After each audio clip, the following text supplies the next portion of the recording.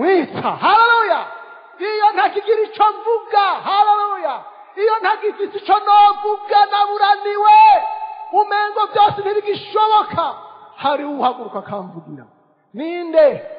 Mpwemu Yera. Yesu nashimye. Niba hari ikintu gikomeye, amen, co tumusiba kurya kugira ukironke, n'ubu bushobozi. Amen. Niba hari ikintu co tumusinzira itiro rike kugira ukironke, n'ubushobozi bwa Mpwemu Yera. Amen.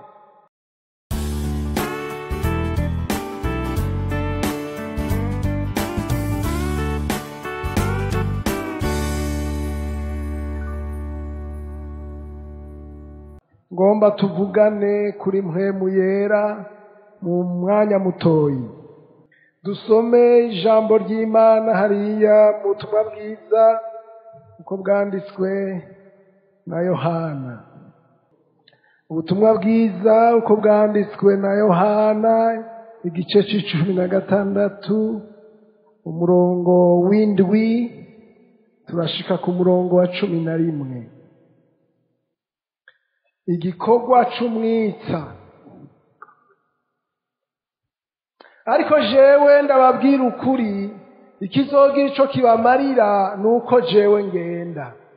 Kuko nintagenda, umwitsa ntazoza kuri mwebwe, ariko ninagenda nzomubarungikira. Uwo niyaza azohinyuza ab'isi, abemeza ivy'icaha n'ivy'ukugororoka n'ivy'amateka.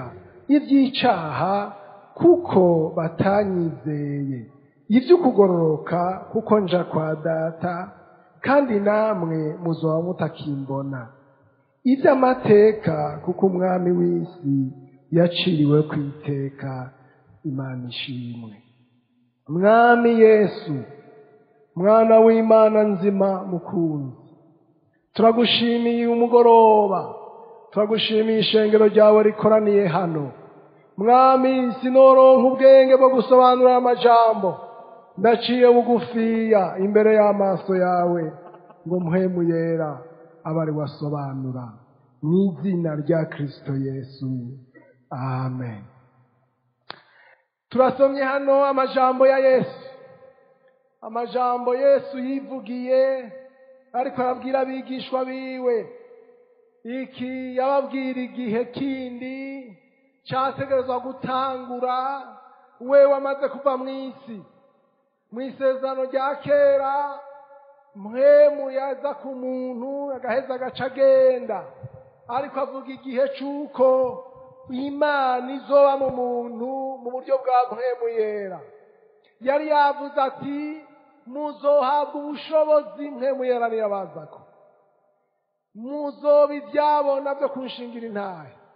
Ngaha akoresha ijambo ry'ubushobozi. Ubushobozi mu kigiriki rya jambo ryitwa dinamis, dinamite, urutambi ruturitsa iki. Ko ijambo ry'Imana rivuga ngo iyo umuntu hajya umuntu yuzuye Mpwemu Yera, atanguye kuvugishwa n'Imana, abameze nk'umwana avutse, hajarira ababaye icaremwe gishasha. Ubushobozi bunesha kameremere, ubushobozi bunesha karondorondo. Uno munsi mw'isi hari inyigisho ziriko zirazunguruka zivuga ngo abantu bafise imivumo y'abasogokuru babo, ngo bafise imivumo y'abanyina y'abasekuru. Nta muntu afatwa na mwene ivyo yarakijijwe. Amen. Kuko gukizwa bisobanura kuvuka ubugira kabiri, bisobanura kuremwa gushasha. Nico gituma Bibiliya ivuga ngo turi ihanga ry'Imana, turi abantu bashasha. Izo nyigisho zirakwiye, zavuye ku muntu yitwa Peter Wagner. Niwe asigura ngo umuntu naho yoba yarakijijwe ngo aragwara ibisigo, ndemonize tu. Umuntu akijijwe ntashobora kugwara ibisigo, nta n'igisigo gishobora kumuhagarara imbere, kuko afise ubushobozi bw'Imana. Amen. Ububasha rero bwa Mpwemu Yera, y'Umpwemu ngira tumuvugane mu kanya gato, nje ku masonga kuko izoba inyigisho zirezire. Naranezerewe mbonye nashitse ngaha ntazi ingene mwisi mwitiriye iki gikorane. Ni ngombwa ko abapentekote buzura Mpwemu Yera. Ntidukwiye gusigarana izina, ariko dukwiye kuba mu bushobozi bwa Mpwemu Yera. Kandi nagenda babwire abantu b'Imana, igihe twinjiramwo ni igihe cyo kudusuzuma, ni igihe cyo kudupima. Abantu benshi bananizwe. Bamwe bahora bavuga ngo mbega none ishengero ryatanguye nirihe. Ishengero ryavutse i Yerusalemu, ryabyawe no kuvugishwa muri Mpwemu Yera, ryabyawe n'ubushobozi bwande bwa Mpwemu. Amen. Byasobanura ngo ubushobozi bwose bwa Yesu, bwa bundi bwo gukiza abagwaye, bwa bundi bwo guhumura impumyi, bumwe bwo kuzura abapfuye, burinjiye mu muntu. Amen. Mu gihe cyose Yesu yigisha yari hanze. Amen. Yigishiriza hanze y'abigishwa. Nico gituma yavuga ati ciza nuko ngenda kugira nce nzambe muri mwebwe mu buryo bwa Mpwemu Yera. Muramwibuka yishwe wa mugore amubariye ngo mwebwe muvuga ngo basengera i Yerusalemu, ngo ariko twebwe ni kuri uriya musozi. Yesu amubwira ngo igihe kirashitse. Amen. Ngo kiraje kandi kirashitse, ngo basenga mu Mpwemu no muki no mukuri. Amen. Ibintu bingahe? Bibiri. Uno munsi ingorane zifise kandi ikintu cyari giteye ubwoba Shetani ni ubushobozi bwa Mpwemu Yera. Nico gituma uno munsi dufise kopi, dufise abantu biganye. Shetani azariganye, yariganye ubushobozi bwa Mpwemu Yera. Uzumva bivugisha ngo papa badafise ukuri. Amen. Ndibuka umuntu twigana mu ishuri ya teoloji, tuja kurorera umupira, igitsindo cinjira cyabavugishwa. Nca ndamubaza nti none uvugishijwe n'Imana cyangwa uvugishijwe na Shetani? Ngo mvugishijwe n'Imana. Iyo Mana ikuvugisha hijiye igitsindo ni gani n'Imana yahe? Mpwemu atagira iki? Atagira ukuri. Uno munsi si yose igowe no kuvugishwa kwiki kw'ibinyoma. Ubu dufise Yesu abahehe mu buryo bwande, dufise ubushobozi. Amen. Muzohabwa iki? Ubushobozi. Abigishwa ahantu hose binjira hacaba ingorane. Nico gituma babita trouble makers, les fauteurs de trouble, abantu batera ingorane. Aho bashitse mu gisagara hacaba imivurungano, kuko ibigirwamana byose byaca bigirana, byaca bimera nka kujya ukubisa inkoni mu ntozi bigahunga, kuko ubushobozi bw'Imana buragize burashitse. Amen. Muzohabwa dunamis, muzohabwa ubushobozi ata Shetani ishobora kubuhagarara imbere, ata bisigo bishobora kubuhagarara imbere. Waruka muri ngaha harateye ibisigo, turi mu gihe c'abadayimoni, ariko hari ubushobozi. Amen. Ubushobozi bwande bwa Mpwemu Yera. Yesu nashimwe. Hateye ibisigo by'ubusambanyi bimwe bidashoboka. Nariko ndasoma, ndiko ndaraba, nsanga mu ntumbero za Satani n'abakozi biwe hari ico bita hypersexualisation du monde. Isi yose ngo yuzuza ubusambanyi, kandi ubusambanyi ngo buhinduke nk'ikintu gisanzwe, ariko hari ubushobozi bwande bwa Mpwemu Yera. Haleluya. Hari abavugishwa b'ibinyoma bo mu minsi y'iherezo bazokora ibitangaza n'ibimenyetso, mbere ngo bakora ibirengeye, ngo kugira n'abatoranijwe bagirente bazimire, abantu bakagwa bagaramye, bakagira ngo bagahuha abantu ngo baronse Mpwemu. Uko nukurogota ku Mana. Yesu niwe yahushe kubigishwa, siko? Hari undi muntu awuhira Mpwemu ku bantu bagaca bayironka? Aba ari umubeshi. Ibitangaza ivyo bintu byose bantu muri ngaha Imana yabahaye kubarongora, abo yabahaye kubarongora ngabajya. Ugatega umutwe undi muntu akakurambika ku kiganza, ibisigo uzoronka ntibazobisenda ngo bikuvemo, kuko ni igihe kibi igihe shetani yagize kopi. Mugabo niba hari ikintu gikomeye, amen, cotuma usiba kurya kugira ukironke, n'ubu bushobozi, amen. Niba hari ikintu cotuma usinzira itiro rike kugira ukironke, n'ubushobozi bwa Mpwemu Yera, amen. Bangahe bagomba kuzoja mu ijuru? Yesu nashimwe. Nagenda bamenyesha ko igihe c'ubunyedini carangiye. Abanyedini ntibazoshishikara, abafite pentekoti y'izina ntibazobandanya, hazobandanya abafite pentekoti y'ukuri iri mu mutima. Haleluya! Ntimuzotangare mu gihe kiza mubonye n'abapasitori muri twebwe bananirwa. Ntimuzotangare mubonye abari mu batsindwa n'abaririmbyi, nuko batari bafite by'ukuri ubushobozi bw'Imana. Niba nigisha ntabufise, nzomenyekana ico ndimwo. Amen. Harabaye igihe cyo kujana ikivange c'abanyamahanga, n'ugupfa kugenda uko ukabatirizwa bakagushira mu ikaye, ariko utakijijwe ngo wakire ubushobozi bwa Mpwemu Yera. Mwuzure Mpwemu. Uyu Mpwemu rero Yesu yavuze ngo numwita. Umwita mu Kirundi muraryumva neza. Mu Kirundi umwita n'umuntu akwita mu ijambo, siko? Mu Gifaransa dufise ijambo rivuga ngo consolateur. Murishize mu Kirundi uko nyene ni kuvuga ngo umuhoza, siko? Mpwemu Yera ugowe wihebuye niwaza akagukoma ati mpore ugashisubiza umutima hamwe.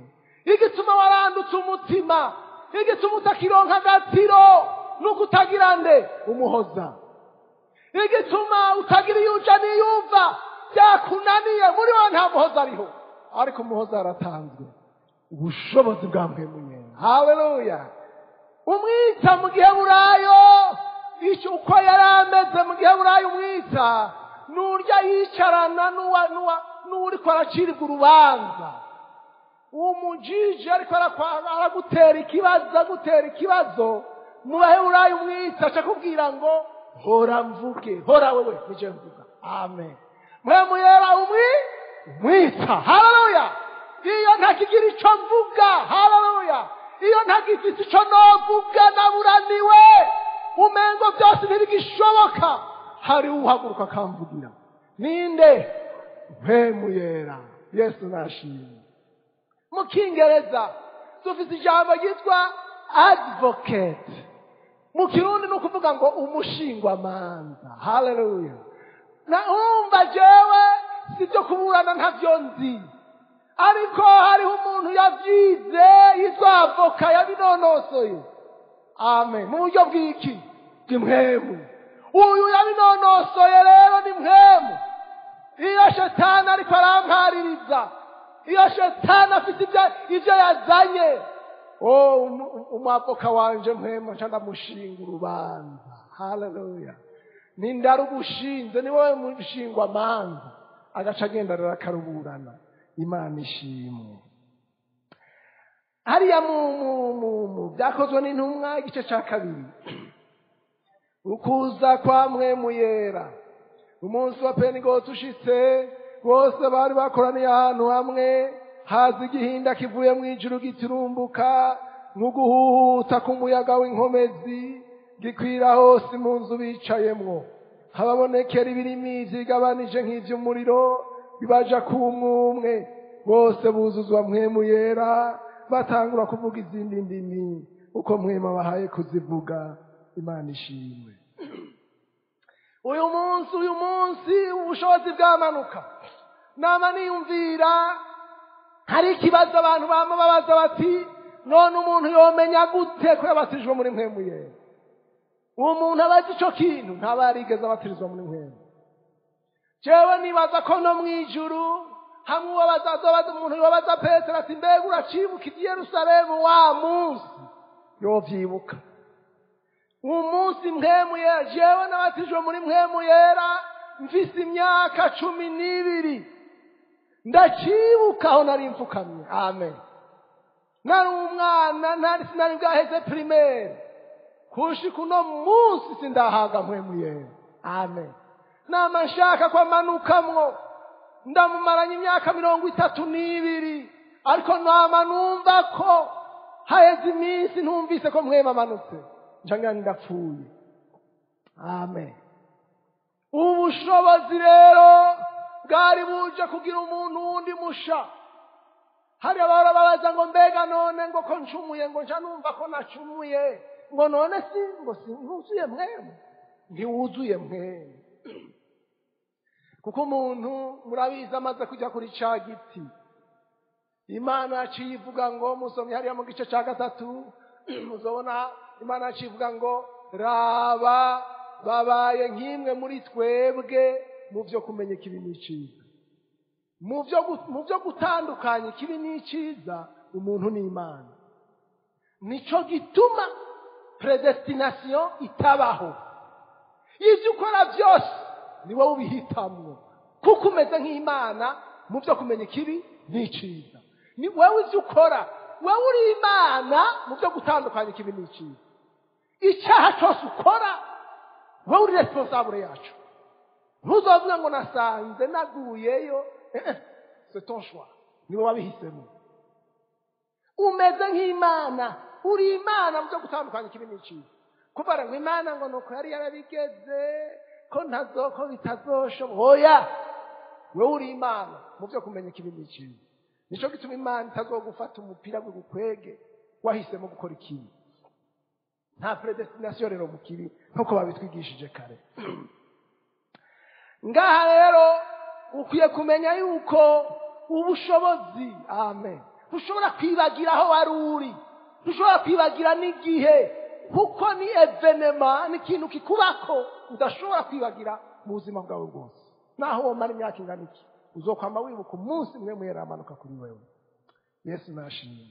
Uyu munsi rero bari barose ururimi rushasha. Haleluya.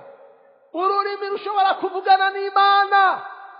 Nukuvuga iyo umuntu aronse Mpwemu Yera, abaronse les organes de sens. Izo organes de sens, murabona organes de sens tuzikoresha muri communication kugira tuvugane. Turafise amatwi, turafise amazuru, turafise ururimi, turafise akanwa tukavuga. Mpwemu rero yaciye azana ibice mwene ivyo. Haleluya. Cyo mu buryo bw'Impwemu kugira ngo umuntu ashobore kuvugana n'Imana mu buryo organique, sinumva ngene navuga mu Kirundi. Amen. Bashobora ururimi rusha. Haleluya. Uwandike Paulo andike abanyefeso yavuze ngo Mpwemu Yera cadusengera uko Imana igizene. Nukuvuga yuko hari igihe usenga ufise amagorwa ukaza wumva ikirundi kiragiye, siko? Hanyuma rero Imana iratanguye kugira Mpwemu atanguye gusenga uko Imana igirane, uko Imana igomba. Haleluya. Ugaca usenga mu rundi rurimi, Mpwemu akavuga agasenga ibyo wowe utazi. Amen. Ivyo rero bikunda kuba iyo umuntu ari mu cyumba ciwe ari wenyene. Haleluya. Hahandi mu gicaniro ciwawe hari ibicaniro bitatu. Hari igicaniro cyo mwishengero, hari igicaniro cimuhira n'abana, hari n'igicaniro cyawe wenyene ahantu ugenda. Uru rurimi rero ruca rusenga. Amen. Kandi umuntu ariko arasengerwa na Mpwemu asenga uko Imana igizene, uko Imana igomba. Ivyo rero bari jenyene. Mpwemu atanguye kuvuga mu rundi rurimi, ndi jenyene nca ndamureka. Ego kabisa. Akansengera, mbanzi kwa nsengera, kandi ataca asiga. Haleluya. Kuko ababibona. Uyu munsi nyene muri Yerusalemu baronse amaso abona iki? Imana. Haleluya. Umuntu araryama akabona Imana, kuko yaronse amaso agizene abona. Muribuka notanga uburorero bwinshi, muribuka Dawidi. Abandi basoda bose b'Abisirayeli babona ikigatanya kirekire capima metero 3 zirenga, bakabona icumu ryiwe n'inkinzo yiwe yapima ibiro bishika ndwi, bamwitegereza bagahinda agashitsi. Ariko Dawidi yari afise amaso abona. Haleluya. Abona iki? Abona Imana. Akiko bamwitegereza bahinda agashitsi. Dawidi nawe acabona Imana ndende ifise uburebure butovugwa. Haleluya. Ifise n'ibigwanisho ataho vyogeranywa n'ivya Goliyati. Goliyati acahinduka nk'ikintu kitakuze c'ikine, c'igitandara, c'igikuri. Haleluya. Ivyo vyashobora kubonwa n'amaso mu buryo bw'iki? Bw'impwemu. Haleluya. Abantu benshi mu kugwa nuko batagira amaso abona Imana. Uyu munsi nyene wa Pentegoti, aya maso yawe yabaye masha. Amen. Muramwibuka nuze Yosuwa na Kalebu. Abandi 10 bagiye babonye ibigabo birebire, kuko nta kindi babona. Ntibari bafise amaso abona Imana. Bagaca bagira ngo, yo Mana yanje urugabo ngene rureha. Mana yanje ngene rureha. Erega bazega tumeze nk'utuzige imbere yabo. Kandi niko turi, kuko ntibabona Imana. Abantu b'amaso nk'ayo nibo batera ishengero kurira ngo ryararira boronga. Ariko ntutekare na Yosuwa ntibigeze babona ibyo bigabo babira batabona ibure. Imana tuzi uko ingana twabonye izotwinjiza iki gihugu. Mu minsi y'iherezo abantu batagira amaso y'Imana, badafite amaso ya mpwemu, bagiye kubona ibibaca ivutu, bagiye kubona ibituma baniha, bagiye kubona ibituma bihebura. Haleluya. Turakwiye amaso mu buryo bw'impwemu. Haleluya. Yo kubona Imana. Imana ishobora kuturemesha. Bari bafise amatwi yumva Imana. Haleluya. Ndangirize mu Banyefeso. Abanyefeso igice ca mbere. Igice ca mbere umurongo wa 13. Muri we namwe mumaze kumva ijambo ry'ukuri niryo butumwa bwiza bw'agakiza kanyu, mumaze no kumwizera niho mwashiwe ku ikimenyetso nico Mpwemu Yera yasezeranywe. Niwe ngwati y'umwandu tuzohabwa kugira ngo ab'Imana yaronse ibacungure ngo ubwiza bwayo bushimwe. Imana ishimwe. Abaroma hanyicu igice c'8 ncemeza ndajaniranye mpeze igice c'8 umurongo wa 14. Ivyo kuba abana b'Imana barongorwa na Mpwemu w'Imana bose nibo bana b'Imana. Ko mutahawe mpwemu y'ubuja ngo mwongere gutinya, ariko mwahawe impwemu yo kutubahindura abana b'Imana idutakisha ngo Aba Data. Mpwemu bwiwe abwirikanya n'impwemu yacu ari cabona yuko turi abana b'Imana. Ariko ko turi abana bayo turabaragwa b'Imana, turabaragwanwa na Kristo, namba tubazanywa nawe ngo tubone guhanwa ubwiza nawe.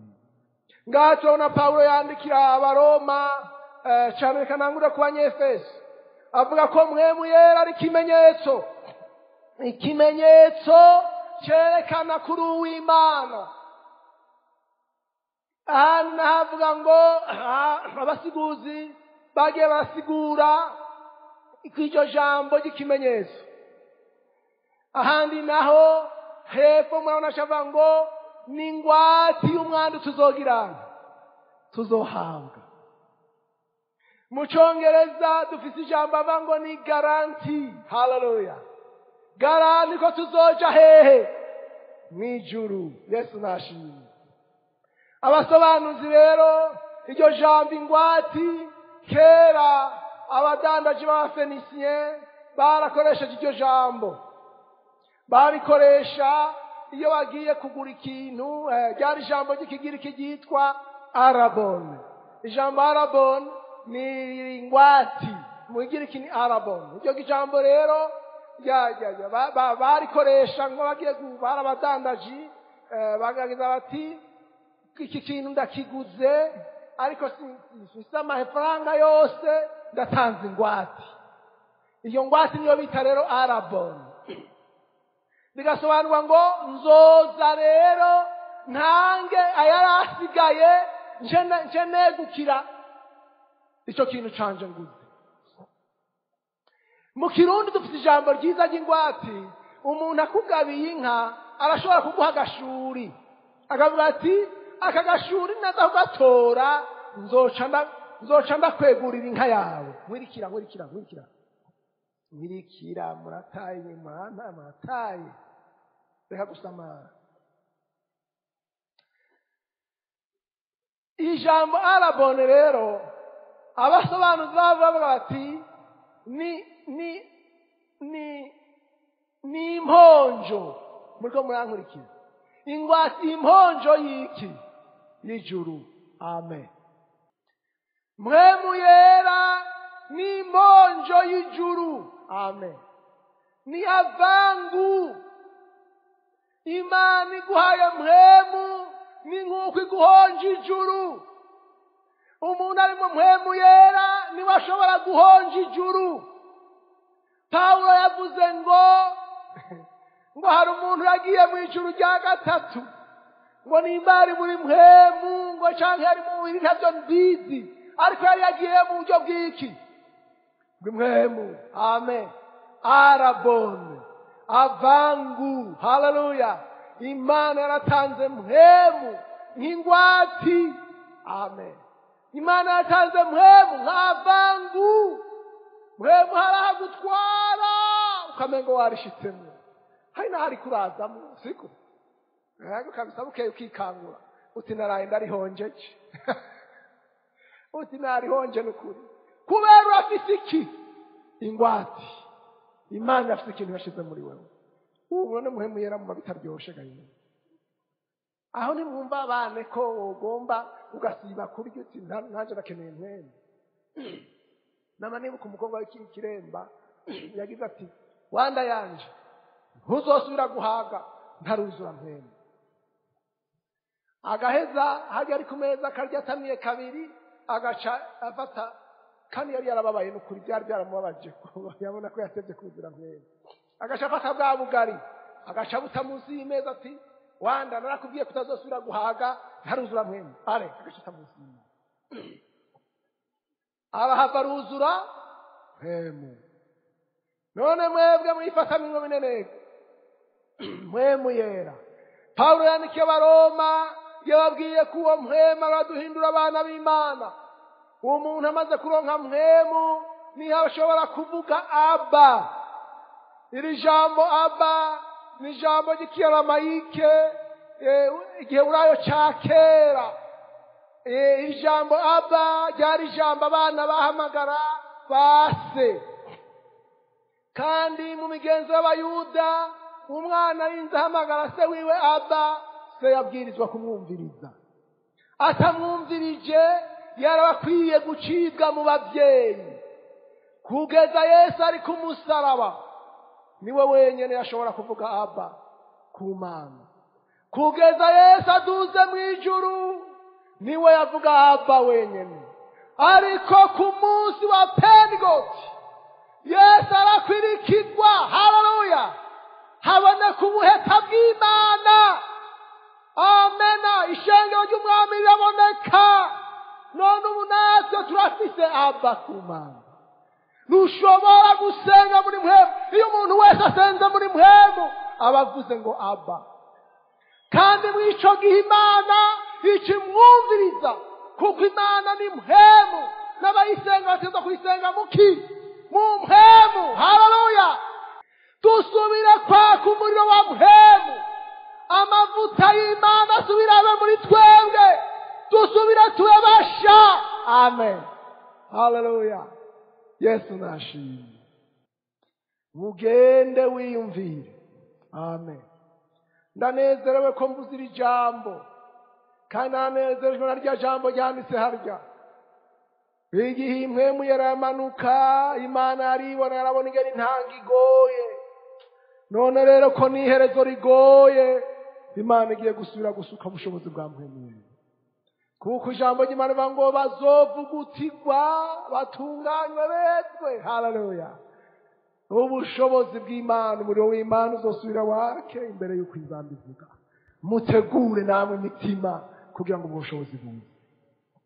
Mpwemu ni Imana. Imana ishobora kwinjira ahantu hacafuye. Mwihane. muze kuri Yesu. Umuntu yumva ko agifite icyo ategura mu mutima, hari ikintu yumva ko kikiriyo, arengane hahandi babateguriye, agenda atunganye mu mutima.